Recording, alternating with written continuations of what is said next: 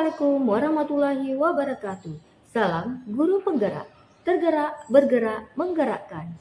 Saya Rana SPD, CGP Angkatan 8 PD Jaya. Kali ini saya akan memaparkan tentang koneksi antar materi modul 3.1. Bagaimana filosofi Ki Hajar Dewantara dengan Pratap Triloka memiliki kaitan dengan penerapan pengambilan keputusan sebagai seorang pemimpin? Filosofi Ki Hajar Dewantara yang dikenal dengan semboyan Ing Ngarso Sung Tulodo Ing Madya Mangunkarso Tut Wuri Handayani memiliki kaitan yang kuat dengan penerapan pengambilan keputusan sebagai pemimpin, terutama dalam konteks pendidikan dan kepemimpinan pendidikan. Filosofi ini mencerminkan prinsip-prinsip yang relevan dalam pengambilan keputusan kepemimpinan yang efektif. Ing Ngarso Sung Tulodo di depan memberi contoh. Sebagai seorang pemimpin, harus memberikan contoh perilaku yang diharapkan dari orang lain. Dalam konteks pengambilan keputusan, ini berarti pemimpin adalah orang yang pertama kali harus mengikuti nilai-nilai prinsip yang diajarkan atau diharapkan. Ing Madya Mangunkarsa di tengah mendorong untuk berkembang. Bagian ini menekankan peran pemimpin dalam mendorong perkembangan dan pertumbuhan individu atau kelompok dalam pengambilan keputusan. Ini berarti mempertimbangkan bagaimana keputusan Anda dapat mendukung pertumbuhan, pengembangan, dan kesempatan bagi mereka yang Anda pimpin. Ini termasuk mengidentifikasi peluang untuk pengembangan keterampilan, pertumbuhan profesional, dan kesejahteraan individu. Tut Wuri Handayani di belakang memberi dukungan. Bagian ini mencerminkan peran pemimpin dalam memberikan dukungan yang diperlukan kepada orang-orang yang ia pimpin. Dalam pengambilan keputusan, ini berarti tidak hanya mengambil keputusan, tetapi juga memastikan bahwa ada dukungan dan sumber daya yang memadai untuk mengimplementasikan keputusan tersebut. Bagaimana nilai-nilai yang tertanam dalam diri kita berpengaruh kepada prinsip-prinsip yang kita ambil dalam pengambilan suatu keputusan. Nilai-nilai yang tertanam dalam diri kita memiliki pengaruh yang signifikan pada prinsip-prinsip yang kita ambil dalam pengambilan keputusan. Nilai-nilai merupakan pandangan atau keyakinan berdasar tentang apa yang dianggap baik, benar, atau penting dalam kehidupan kita. Ketika kita menghadapi suatu masalah, nilai-nilai ini berperan dalam membimbing dan membentuk prinsip-prinsip kita dalam mengambil keputusan.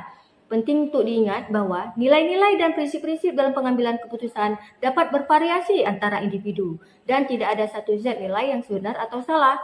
Namun, penting untuk memiliki kesadaran diri tentang nilai-nilai yang memandu keputusan kita dan memastikan bahwa keputusan tersebut sejalan dengan prinsip-prinsip.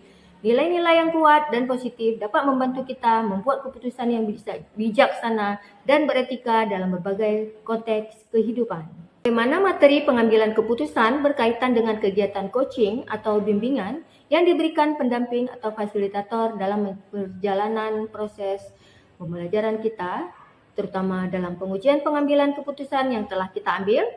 Materi pengambilan keputusan memiliki kaitan yang erat dengan kegiatan coaching atau bimbingan yang diberikan oleh coach dalam proses pembelajaran kita. Coaching atau bimbingan bertujuan untuk membantu individu mengembangkan keterampilan, pengetahuan, dan kemampuan mereka dalam berbagai aspek kehidupan, termasuk pengambilan keputusan. Dalam konteks coaching, materi pengambilan keputusan dapat menjadi kerangka proses pengambilan keputusan. Coach berperan dalam memberikan dukungan, pengarahan, dan bimbingan yang diperlukan agar coachee dapat mengambil keputusan yang lebih baik, efektif, dan sesuai dengan tujuan dan nilai-nilai yang mereka yakini. Dengan demikian, coaching dapat membantu coachee menjadi pengambil keputusan yang lebih kompeten dan berpengalaman dalam berbagai situasi kehidupan. Apakah pengambilan keputusan tersebut telah efektif? Masih adakah pertanyaan-pertanyaan dalam diri kita atas pengambilan keputusan tersebut?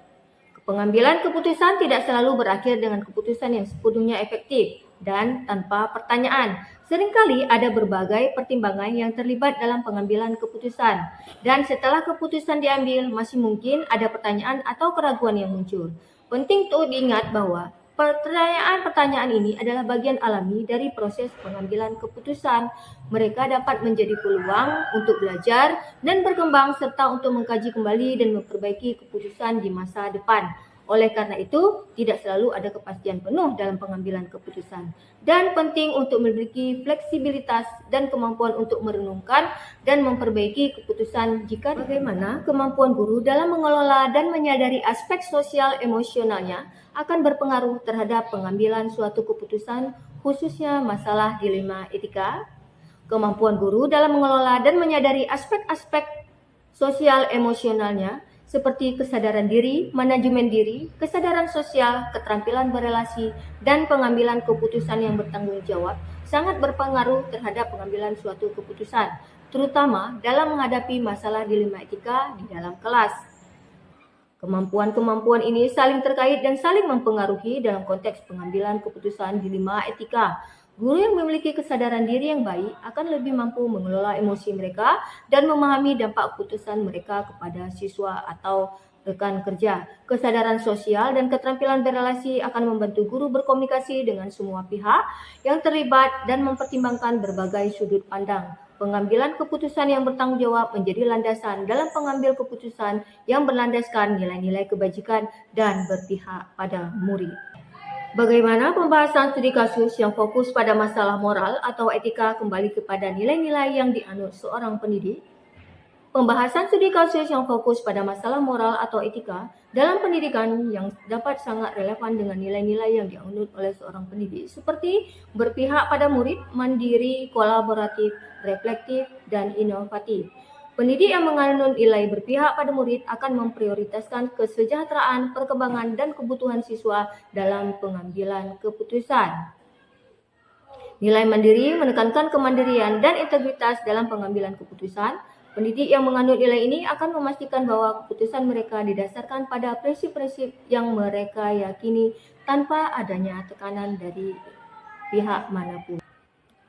Nilai-nilai kolaboratif mendorong kerjasama dan komunikasi dengan berbagai pihak. Dalam studi kasus dilema etika, pendidikan yang menganut nilai kolaboratif akan mencari masukan dari rekan-rekan, siswa dan orang tua, dan anggota komunitas sekolah lainnya dalam pengambil keputusan. Mereka akan melibatkan berbagai pihak dalam diskusi dilema etika dan mempertimbangkan perspektif yang beragam. Nilai reflektif menekankan pentingnya introspeksi dan pemikiran kritis. Dalam konteks studi kasus dilema etika, pendidik yang menganut nilai reflektif akan merenungkan implikasi etika dari berbagai tindakan dan keputusan yang mungkin mereka ambil. Mereka akan mempertimbangkan dengan seksama apakah keputusan tersebut sejalan dengan nilai-nilai mereka dan apakah ada alternatif yang lebih baik. Nilai inovatif mencakup kreativitas dalam mencari solusi. Dalam studi kasus dilema etika, pendidik yang menganut nilai inovatif dapat mencoba mencari pendekatan yang inovatif dalam mengatasi dilema etika. Mereka mungkin mencari solusi yang tidak konvensional yang dapat menghormati nilai-nilai kebajikan dan menguntungkan siswa. Bagaimana pengambilan keputusan yang tepat tentunya berdampak pada terciptanya lingkungan yang positif, kondusif, aman, dan nyaman. Pengambilan keputusan yang tepat mencakup 9 langkah pengambilan keputusan yang dapat secara langsung berdampak pada terciptanya lingkungan yang positif, kondusif, aman, dan nyaman di berbagai konteks termasuk di lingkungan pendidikan. Langkah pertama dalam pengambilan keputusan adalah menyadari bahwa dalam situasi tertentu nilai-nilai dan kepentingan yang berbeda dapat bertentangan satu sama lain. Ini penting karena memahami konflik nilai-nilai dapat membantu mencegah konsekuensi negatif. Dengan menyadari konflik nilai-nilai yang mungkin timbul dalam konteks lingkungan pendidikan, pengambil keputusan dapat berusaha untuk mencapai keseimbangan yang sesuai antara berbagai nilai dan kepentingan yang ada. Hal ini dapat menciptakan lingkungan yang lebih harmonis.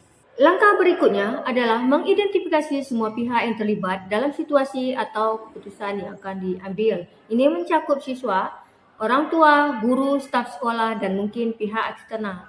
Dengan memahami siapa yang terlibat, pengambil keputusan dapat mempertimbangkan dampak keputusan tersebut pada semua pihak yang terlibat dan menciptakan lingkungan yang memperhatikan kepentingan semua pihak.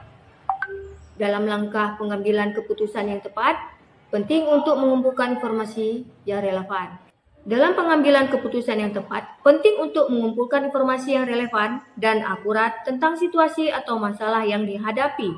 Informasi yang akurat dan relevan dapat membantu pengambil keputusan dalam membuat keputusan yang lebih baik dan meminimalkan risiko kesalahan. Hal ini dapat menciptakan lingkungan yang lebih transparan dan berbasis fakta. Selanjutnya, pengujian benar dan salah. Langkah ini melibatkan pengujian keputusan potensial dengan berbagai kriteria uji. Pengujian keputusan dengan berbagai kriteria membantu memastikan bahwa keputusan tersebut mematuhi peraturan, etika, dan memiliki dampak positif pada lingkungan. Pengujian paradigma benar lawan benar. Dalam langkah ini, pengambilan keputusan menguji keputusan potensial dengan mempertimbangkan perspektif berbagai nilai dan kepentingan yang ada. Dengan mempertimbangkan berbagai perspektif dan paradigma, pengambil keputusan dapat menciptakan keputusan yang lebih seimbang dan mendukung lingkungan yang inklusif atau adil. Prinsip resolusi melibatkan upaya untuk menyeimbangkan dan menemukan solusi terbaik yang memenuhi sebagian besar nilai dan kepentingan yang ada. Dengan menemukan solusi yang memadai, mengambil keputusan dapat menciptakan lingkungan yang lebih harmonis dan mendorong kerjasama. Investigasi opsi trilema. Langkah ini melibatkan mencari 3 opsi yang mungkin dalam situasi tertentu, solusi ideal, kompromi, dan tidak ada solusi. Dengan mempertimbangkan ketiga opsi ini, pengambil keputusan dapat lebih baik mengantisipasi hasil yang mungkin dan menciptakan lingkungan yang fleksibel. Selanjutnya, buat keputusan. Setelah langkah-langkah sebelumnya, pengambil keputusan membuat keputusan yang berdasarkan pada informasi, uji tes, dan pertimbangan yang telah dilakukan. Keputusan yang tepat dan berlandaskan pada proses yang baik dapat menciptakan lingkungan yang terpercaya pada keputusan yang diambil.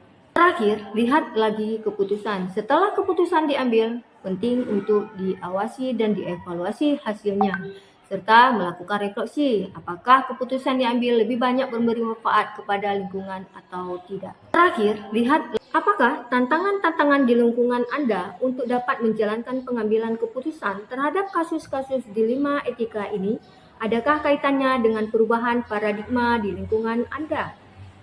Ya, beberapa tantangan umum yang mungkin dihadapi dalam pengambilan keputusan terhadap kasus dilema etika antara lain. Tantangan utama dalam menghadapi dilema etika adalah konflik nilai-nilai yang berbeda, individu atau kelompok dalam suatu lingkungan yang mungkin memiliki nilai-nilai yang berbeda, dan mencapai kesepakatan atau keseimbangan yang memadai di antara nilai-nilai. Apakah pengaruh pengambilan keputusan yang kita ambil dengan pengajaran yang memerdekakan murid-murid kita? Pengambilan keputusan yang baik dalam konteks pendidikan harus selaras dengan prinsip-prinsip pengajaran yang memerdekakan, yang menekankan pentingnya memberikan kekuasaan dan tanggung jawab kepada murid dalam proses pembelajaran. Ketika guru memahami dan menghargai peran murid dalam pengambilan keputusan tentang pembelajaran mereka, ini dapat menciptakan lingkungan pendidikan yang lebih inklusif, dinamis, dan memerdekakan yang mendorong kreativitas, rasa ingin tahu, dan perkembangan diri mereka. Bagaimana kita memutuskan pembelajaran yang tepat untuk potensi murid kita yang berbeda-beda? Memutuskan pembelajaran yang tepat untuk potensi murid yang berbeda-beda merupakan tugas penting dalam pendidikan. Setiap murid memiliki kebutuhan, minat, dan potensi yang berbeda. Oleh karena itu, penting untuk memahami cara melakukan diferensiasi pembelajaran. Berikut ini adalah beberapa langkah yang dapat membantu Anda memutuskan pembelajaran yang tepat untuk setiap murid. Yang pertama Anda perlu mengenal setiap murid secara individu, mencakup pemahaman terhadap latar belakang, minat, kekuatan, kelemahan, gaya belajar, kebutuhan khusus mereka. Observasi, percakapan, dan penilaian awal dapat membantu Anda memahami profil setiap murid. Tentukan tujuan pembelajaran yang jelas untuk setiap pelajaran atau unit. Kita harus tahu apa yang ingin kita capai dalam pembelajaran tersebut. Tujuan ini harus dapat diukur sehingga Anda dapat mengevaluasi kemajuan murid. Tentukan tujuan pembelajaran yang jelas untuk setiap pelajaran atau unit. Kita harus tahu apa yang ingin kita capai dalam pembelajaran. Gunakan diferensiasi pembelajaran. Dalam hal ini, kita dapat memvariasikan metode pengajaran, bahan pembelajaran, atau penilaian yang bersesuaian dengan kebutuhan murid. Sediakan beragam bahan pembelajaran, termasuk teks, video, gambar, dan sumber daya digital, agar cocok dengan berbagai gaya belajar dan minat siswa. Berikan murid pilihan dalam cara mereka mengeksplorasi dan mengevaluasi materi. Berikan kesempatan bagi murid untuk bekerja dalam kelompok yang berbeda atau dalam proyek kolaboratif yang sesuai dengan tingkat kemampuan mereka. Sesuaikan penugasan dengan tingkat keterampilan dan minat murid. Beberapa murid mungkin memerlukan tugas yang lebih matang, sementara yang lain memerlukan tugas yang lebih mendukung. Gunakan penilaian formatif secara teratur untuk mengukur kemajuan murid dan mengidentifikasi area yang memerlukan bantuan tambahan. Bagaimana seorang pemimpin pembelajaran dalam mengambil keputusan dapat mempengaruhi kehidupan atau masa depan murid-muridnya? Seorang pemimpin pelajaran yang mengambil keputusan dengan berpihak pada murid memiliki potensi besar untuk mempengaruhi kehidupan dan masa depan murid-muridnya dengan cara yang positif. Pemimpin pembelajaran yang berpihak pada murid selalu mempertimbangkan apa yang terbaik untuk perkembangan pembelajaran dan kesejahteraan murid. Mereka mengambil keputusan dengan memprioritaskan kepentingan dan kebutuhan murid di atas segala hal. Keputusan tentang kurikulum, metode pengajaran, dan bahan ajar dibuat dengan mempertimbangkan kebutuhan dan minat murid. Ini membantu memastikan bahwa pembelajaran yang adalah relevan dan menarik bagi mereka, yang dapat memotivasi mereka untuk belajar dengan lebih baik.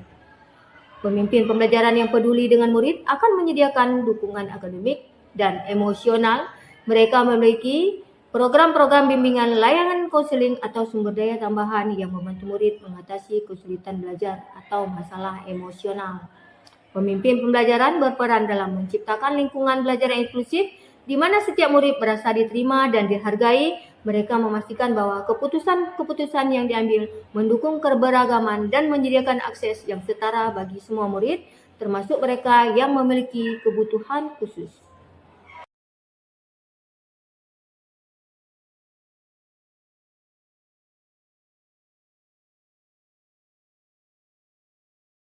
Apakah kesimpulan akhir yang dapat Anda tarik dari pembelajaran modul materi ini dan keterkaitannya dengan modul-modul sebelumnya?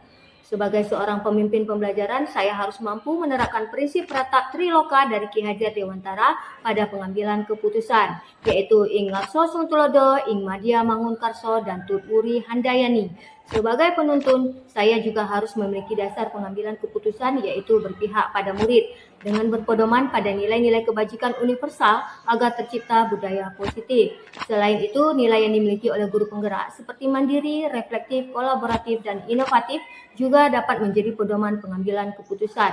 Dalam membuat keputusan dibutuhkan juga menghargai visi misi sekolah, budaya, dan nilai sebagai pengambilan keputusan di sekolah. Selain itu, pada pembelajaran di kelas, guru harus dapat memutuskan pembelajaran yang akan dilaksanakan dengan pendekatan pembelajaran berdiferensiasi untuk mengakomodasi kebutuhan belajar murid. Guru juga harus mewujudkan kepemimpinan murid dengan mengarahkan murid pada proses pembelajaran dan pengembangan potensi murid melalui proses pembinaan ataupun coaching, sehingga dapat mengambil keputusan dengan tepat, dan hal ini akan memudahkan murid dalam menentukan masa depan. Kompetensi sosial emosional yang matang dari seorang guru akan mendukungnya dalam pengambilan keputusan yang tepat. Sebagai pemimpin pembelajaran, maka ketika kita berada dalam situasi dilema etika maupun moral, kita menggunakan prinsip kesadaran penuh atau mindfulness, sehingga kita akan sadar dengan berbagai opsi dan konsekuensi yang ada. Dalam pengambilan keputusan, saya harus menerapkan dasar pengambilan keputusan yang tepat menggunakan 4 paradigma, 3 prinsip, dan 9 langkah pengambilan keputusan. Sejauh mana pemahaman Anda tentang konsep-konsep yang telah Anda pelajari di modul ini, yaitu dilema etika dan bujukan moral, 4 paradigma pengambilan keputusan, 3 prinsip pengambilan keputusan, dan 9 langkah pengambilan dan pengujian keputusan. Adakah hal-hal yang menurut Anda di luar dugaan? Yang saya pahami dari konsep-konsep modul ini adalah bahwa penjelasan permasalahan yang kita hadapi dalam keseharian kita terbagi dalam dilema etika dan bujukan moral, di mana dilema etika benar lawan benar adalah situasi yang terjadi ketika seseorang harus memilih antara dua pilihan, di mana kedua pilihan secara moral benar tapi bertentangan. Sedangkan bujukan moral benar lawan salah, yaitu situasi yang terjadi ketika seorang harus membuat keputusan antara benar dan salah. Ada 4 paradigma dalam pengambilan keputusan, yaitu individu lawan kelompok, kebenaran lawan kesetiaan, rasa keadilan lawan rasa belas kasihan, dan jangka pendek lawan jangka panjang. Ada 3 prinsip dalam pengambilan keputusan, yaitu berpikir berbasis hasil akhir, end-based thinking, berpikir berbasis peraturan, rule-based thinking, berpikir berbasis rasa peduli, care-based thinking. Selanjutnya, ada 9 konsep pengambilan dan pengujian keputusan. Yang pertama itu mengenali nilai-nilai yang saling bertentangan menentukan. Ada 9 konsep pengambilan dan pengujian keputusan. Yang pertama, mengenali nilai-nilai yang saling bertentangan, menentukan siapa yang terlibat dalam situasi ini, kumpulkan fakta-fakta yang relevan dengan situasi ini, kemudian pengujian benar atau salah, pengujian paradigma benar lawan benar, melakukan prinsip resolusi, investigasi opsi terlima, buat keputusan, dan yang terakhir lihat lagi keputusan dan refleksikan. Hal-hal yang menurut saya di luar dugaan bahwa ternyata dalam pengambilan keputusan bukan hanya didasarkan pada nilai-nilai dan prinsip yang saya yakini saja, di mana sebagai makhluk sosial yang hidup dengan nilai dan peraturan yang berlaku, maka kadang-kadang hal yang benar untuk mengikuti aturan namun juga terkadang membengkokkan aturan demi nilai yang bertentangan juga merupakan tindakan yang benar. Dalam hal ini sangat diperlukan adanya paradigma, prinsip, dan langkah-langkah pengujian pengambilan keputusan agar keputusan yang diambil tepat sasaran, bermanfaat untuk orang banyak. Di samping itu, secara personal, dalam pengambilan keputusan diperlukan satu sikap keberanian dengan segala konsekuensinya. Sebelum mempelajari model ini, saya pernah mengambil keputusan dengan situasi dilema etika. Namun yang saya lakukan hanya sebatas pada pemikiran, didukung dengan beberapa pertimbangan. Saya sudah merasa aman bila keputusan yang saya ambil sudah sesuai dengan aturan dan tidak bertampak merugikan orang banyak. Dengan belajar materi pada modul ini, saya menjadi lebih kaya akan pengetahuan, bahkan telah mempraktikkan bagaimana cara pengambilan keputusan yang tepat dengan menggunakan langkah-langkah tertentu yang tak lepas dari paradigma dan prinsip-prinsip yang ada. Bagaimana dampak mempelajari konsep ini buat saya? Perubahan apa yang terjadi pada cara saya dalam mengambil keputusan sebelum dan sesudah mengikuti pembelajaran modul ini? Konsep yang sudah saya pelajari di modul ini memberikan dampak yang besar bagi saya. Sebelumnya saya mengambil keputusan dengan didasari oleh peraturan. Jika sesuai peraturan, maka saya anggap benar. Sesudah mengikuti pembelajaran modul ini, cara saya mengambil keputusan dipengaruhi oleh 4 paradigma, menggunakan 3 prinsip dan mengikuti 9 langkah pengambilan keputusan. Dilema etika dengan memperhatikan berbagai aspek dan sudut pandang seperti nilai-nilai kebajikan dan berpihak pada murid serta mempertanggungjawabkan konsekuensinya di masa yang akan datang. Seberapa penting mempelajari topik modul ini bagi Anda sebagai seorang individu dan Anda sebagai seorang pemimpin? Mempelajari pengambilan keputusan berbasis nilai-nilai kebajikan sangat penting bagi saya sebagai individu, karena itu membantu saya membuat keputusan yang etis, bermartabat dan sesuai dengan nilai-nilai pribadi yang saya yakini. Saya dapat merefleksikan